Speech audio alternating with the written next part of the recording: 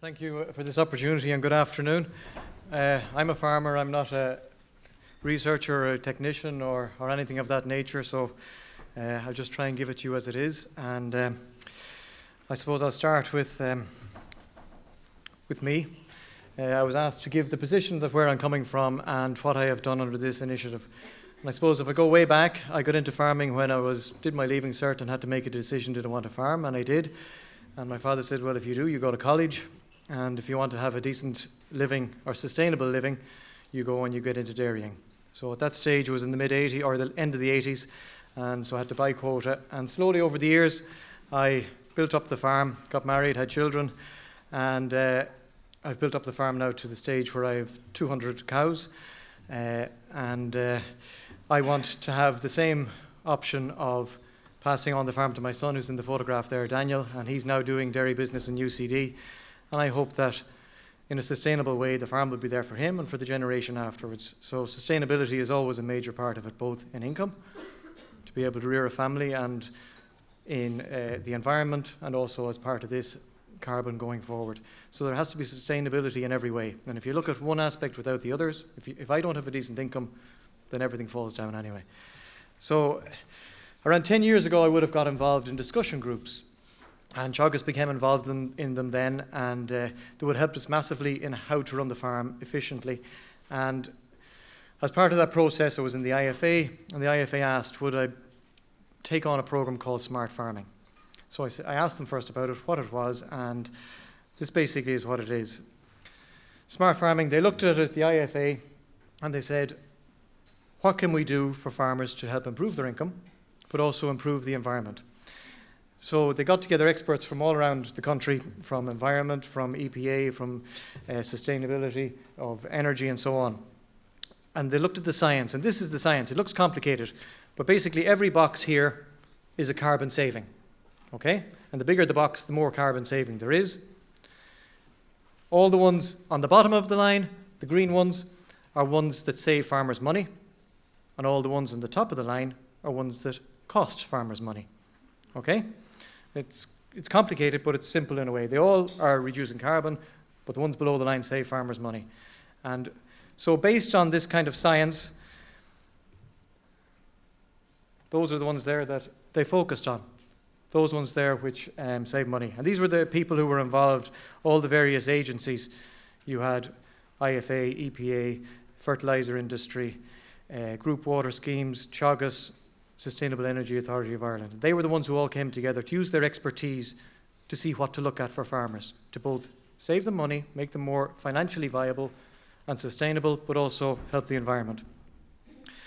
So Teagasc was doing a huge amount of research and emphasis on breeding, so they decided they'd leave that out initially. And they looked at these 8 areas: soil fertility, energy, machinery, feed, grassland, inputs and wastewater, time management. They looked at all of those. And what they said essentially was, I'm going to go quickly because I'll tell you exactly how it affected me. This is really the theory. So the objectives of the whole lot was to identify savings of 5,000 on every farm they went to, and to try and identify ways to reduce climate impact by 5 to 7%. So that was the initial objectives. What did I have to do? Well, I had to show interest in doing it, and I had to open up my books. I had to give them all details of what energy I'm using, both electricity and fuels. I had to give them the details of all the feed I'm using, the water. Had to give them access to soil tests of the farm, maps of the farm, payments to the farm, all the information I could get. Now, it actually only took 3 or 4 hours. It took a fair bit of pulling out, but it was all there.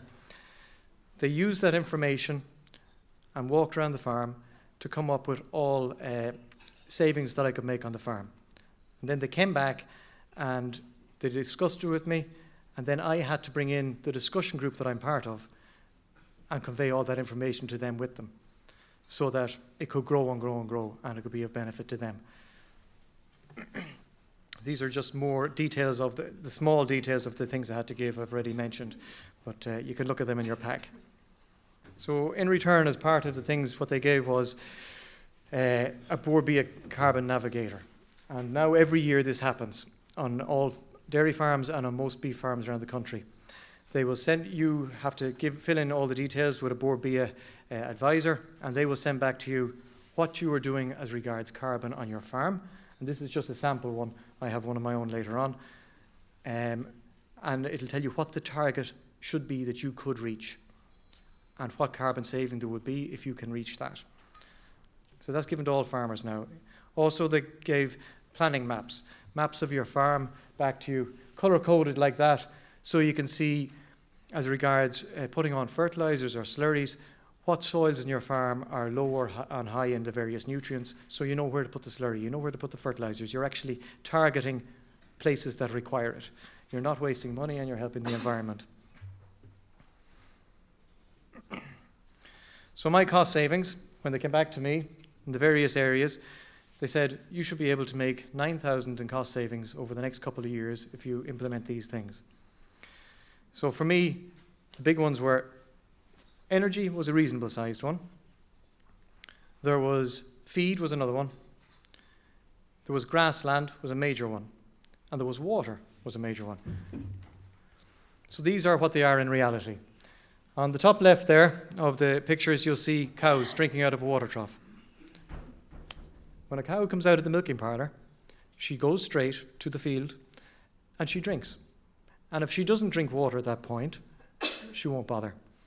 And I found that what had happened is over the years, as things had grown on the farm, I hadn't changed the pipes, I hadn't changed the water troughs, I'd added a few extra, but there wasn't enough flow of water to the cows. So essentially, that prevented them giving as much yield as they should. Every other input was the same, but their yield could have been higher just by solving that problem. Also, the middle one there, do you see it? It's kind of like a radiator. 30% of the costs on a dairy farm are cooling the milk. And what it normally happens is it goes into that radiator and water flows through opposite it and it cools the milk to the temperature of the water before it goes into the tank, and the rest has to be cooled by electricity. And when they checked that, they found that it wasn't cooling it as much as it should. So when we went looking about these things, we found the real problem was the pump, the well on the farm. The pump was really old. It was a submersible pump. It had been down around 25 years. And all it required doing was replacing it. The pressure of the water was too low. Somebody came in, they saw the problems that were there, and as a result, it got higher yields from the cows and needed less electricity to cool the milk. On the bottom left there those are the vacuum pumps in the parlour. They're the motors that run the milking parlour. And they use up around 20% of the electricity on the farm. So they looked at them and they said, there are new ones out now, variable speed ones, that use an awful lot less electricity. If you replace them, you'll save electricity. Unfortunately, the replacement cost is high, so it'll take a long time to pay back. But new parlours put them in, because you have to pay for a new one anyway. But now, because of that, the SEAI, Sustainable Energy Authority of Ireland, they have brought in the last few months a pilot scheme for people to retrofit them onto their parlours, along with Teagasc. It was only open for 3 weeks, and the scheme was oversubscribed. Farmers are willing to change once it makes economic sense to do so. Again, reducing the energy costs. On the bottom right is the milking parlour that I have, and you'll see some poor soul in the back right-hand corner milking there, maybe in green. But it was 12 units long on each side. So I added on 2 units on each side, so it took 20 minutes less to milk, using the same energy. You know, simple things, saving energy. And then on the top right, so those are the energy ones, the water ones, which were shown up in the cost savings. On the top right was grassland, and grassland is massive, because you could get very technical about this, but I think you've had enough technicalities put at you. But basically, if cows are out grazing grass, they use less carbon than if they're indoors getting silage and nuts. And that's the basics of it. So if you can grow more grass, 1 minute, 2 minutes. If you can grow more grass, then you can reduce the carbon output on your farm. It's as simple as that. So if you can use practices like getting them out earlier in spring, getting them out later in autumn, and all of that comes from knowledge of how to do it, farm infrastructure, and reseeding, and getting the soil fertility right, getting the drainage right, all that. It's all technical stuff, but it makes a massive difference in the carbon and in the cost to farmers. So there was a double dividend, and this was initially I showed you the cost savings, and this is my Borbia carbon, the carbon navigator I mentioned. This was the one that was given to me for last year. And it shows on it that the grazing season length I've done quite well. What I can do is small in regards to carbon now. The energy efficiency, although I can improve it, the improvement there again versus their targets is small. The big efficiencies for me, if you look at it there, is EBI.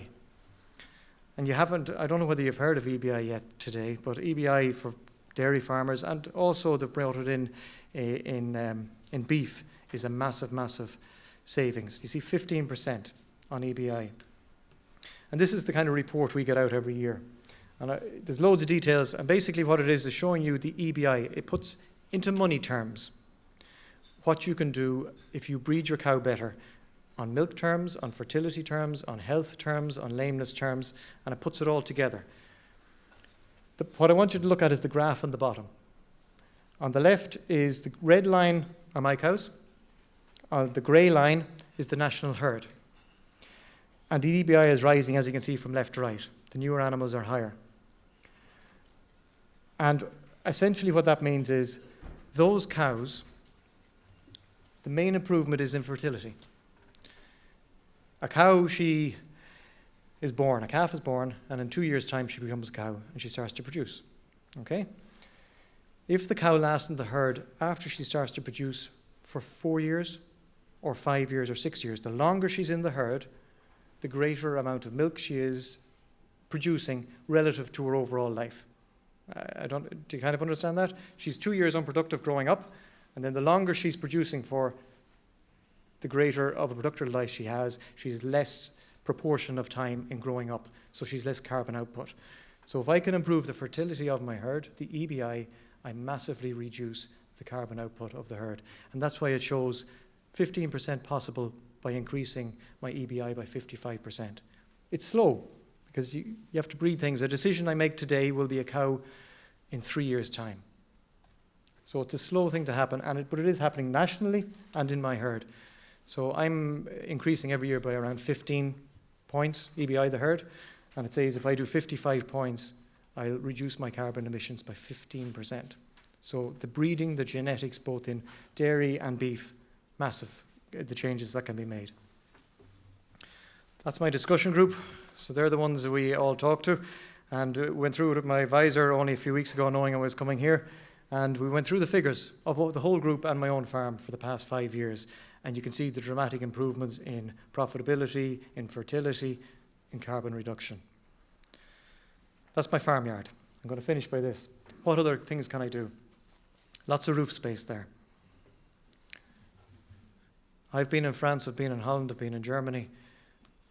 Every farm I go to has one roof covered in solar panels. And they're using their own energy and they're exporting the rest back to the grid.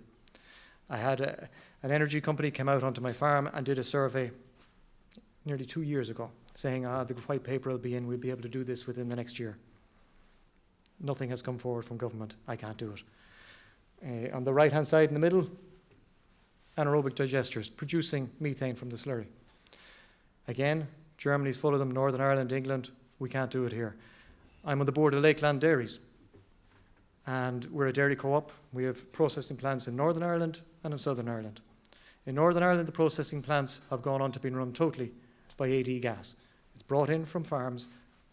Here, they're run by natural gas or heavy fuel oil. It's government policy. And you've already talked about forestry and the difficulties with it and the issues with it on farms. The thought process, if you go into forestry, you can never go out of it again. So therefore, when I'm thinking sustainability down the line, what will happen in 30, 40, 50 years when my son comes onto farm or his son comes onto farm? And that's a huge issue for many farmers around the country, including myself. Even though I have natural woodland on my farm, and I wouldn't go into any forestry schemes because of that basis alone. Do you know?